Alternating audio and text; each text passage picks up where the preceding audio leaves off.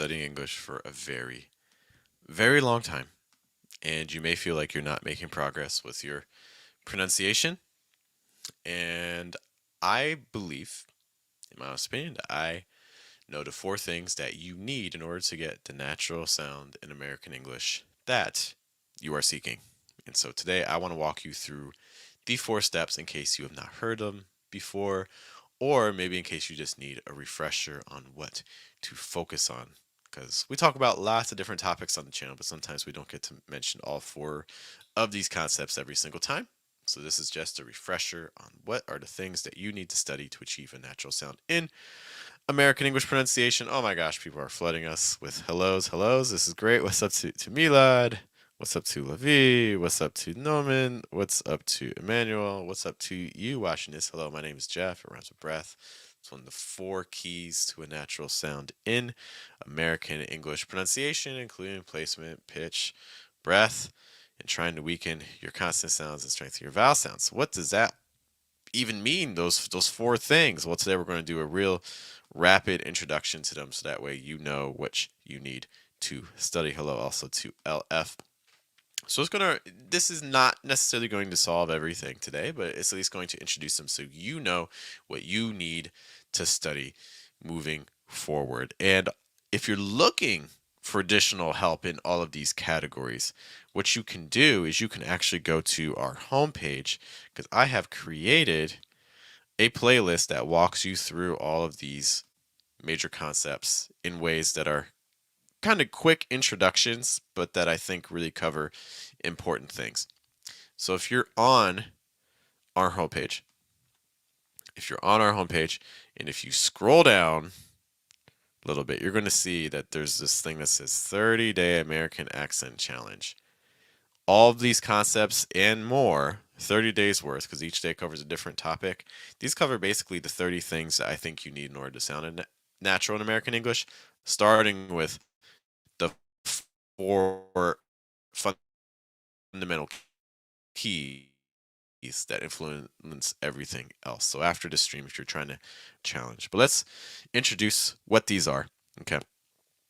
So the very first thing that we're going to be discussing is placement. You may be like, well, what is placement? Placement refers to where are you projecting sound from? And you might be like, well, Jeff, I project from my throat, but maybe not for the reason that you think, because you may be like, oh, if I put my hand here, I feel a lot of vibration, but that's not what we are talking about. Those are your vocal cords. They have to vibrate, okay, to talk.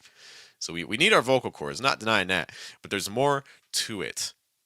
If you think, for instance, to your first language, in your first language, let's use a sound that almost every language has. Let's use an E sound. So for instance, in Mandarin, in case we have any Mandarin speakers here, but you can also find this in Romance language too. A lot of times the E sound is something closer to like E, E, E, where the breath's really short and we're almost projecting like up here.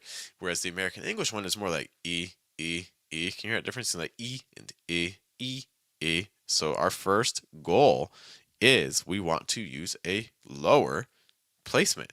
We want to project lower. So how do we do that? Well, you can do like a scale, like E, E, E, E, E. You see how I went down? Usually the placement that you want is going to be right around that third level down. It's like E, E. Usually the fifth one's too low, like ooh, that's way too low. Okay. If you're having trouble with the scale, another technique you can use is just drag it like E.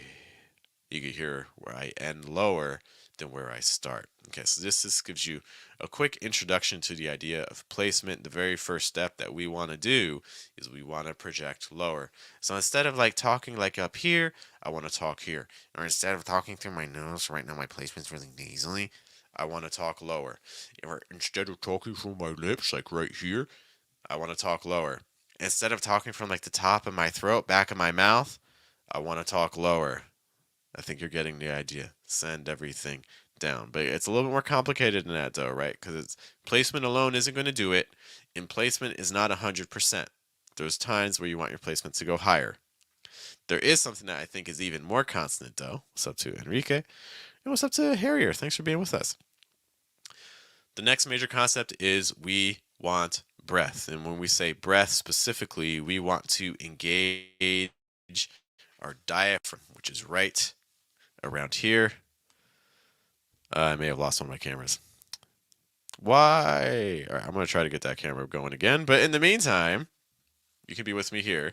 Okay, so we want to be using our diaphragm. Your diaphragm is located down here. Okay, so it's kind of below your lungs. It's not your lungs. You want to feel that.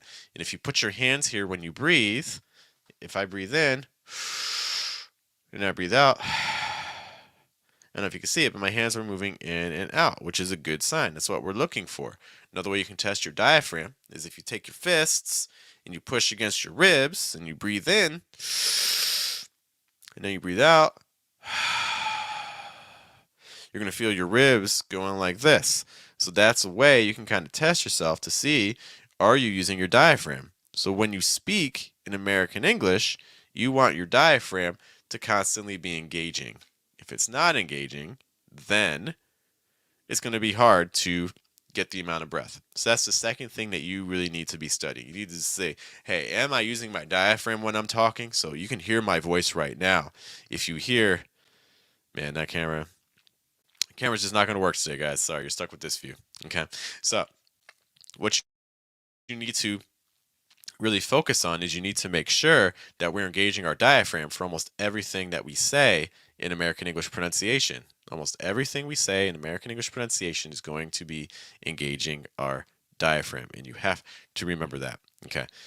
For instance, if I talk like this, so right now I don't really have a lot of resonance in my voice. This is like it's kind of high pitch. It's high, and there's no real warmth. Whereas now, if I do this, you can probably hear it's a little bassier. There's more resonance. There's more air coming through and things like that. Okay, so that is again our goal. We want to have resonance in our voice nonstop. Keep the air flowing constantly. Okay. So those are the first two things. The next thing that we need to be focusing on is we need to make sure that we are using a wide enough range of pitches. To give you a quick example of that, repeat after me. Can you just say, for instance, wow? Can you say that? Wow. There's a great chance that you did not actually say that right there, which you may have said instead was just like, wow, wow.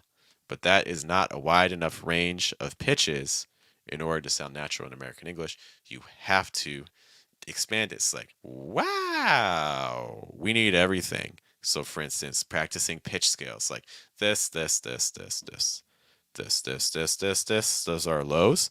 How about our highs? Like this, this, this, this, this, this, this, this, this, this. We need pitches. Okay, we talk about how when you change thought groups, you change the pitch. I did it right there. When you change thought groups, you change the pitch.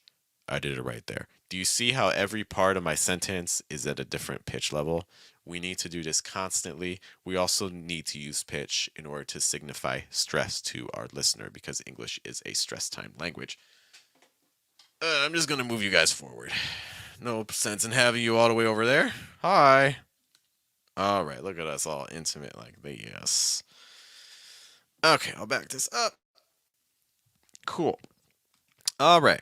So we talked about pitches. We talked about breath. We talked about placement. The last thing that we need to consider is something called trying to weaken our consonant sounds and trying to strengthen our vowels. And to do this, I just want to demonstrate. I've done this before. In fact, everything I'm telling you, you guys have all heard before, or many of you have. But I think it's good to visualize what this looks like. Give me one moment.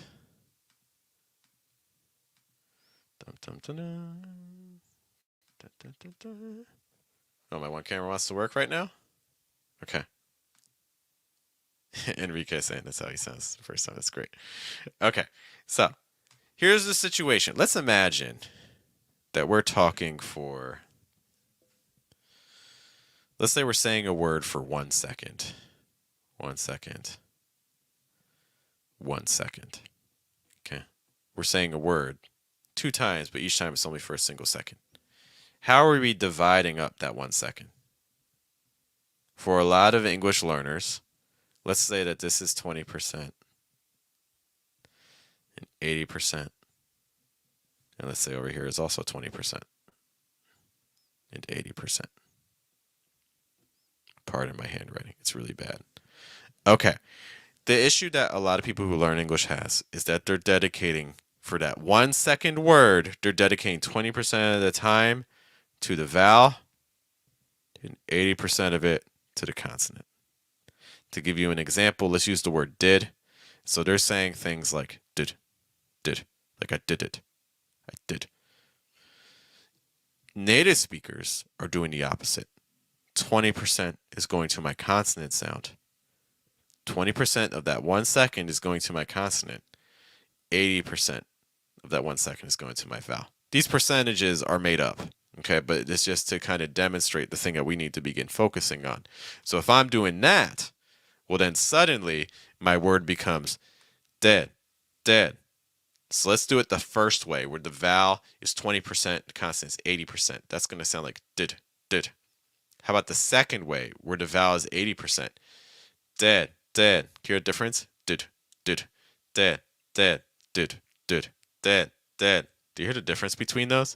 This is basically the difference between focusing on vowel sounds versus focusing on consonant sounds. I need you, when you speak in American English, I need you to be using your vowel sounds. You have to give enough space to your vowels. You have to weaken your consonant sounds and make them faster. It's the whole reason why phrases like if I say, I didn't know that. We didn't say, I didn't know that. It's, I didn't know that. I didn't know that. I didn't know that. You hear the difference, right? So these are the things that we really want to be focusing on and concentrating on, okay? This is going to help us achieve a much more natural sound, okay? So, guys, those are, in all honesty, the 4 key components that you need to achieve a natural sound in American English. I want to thank you for hanging out with me. You may know that we have a book out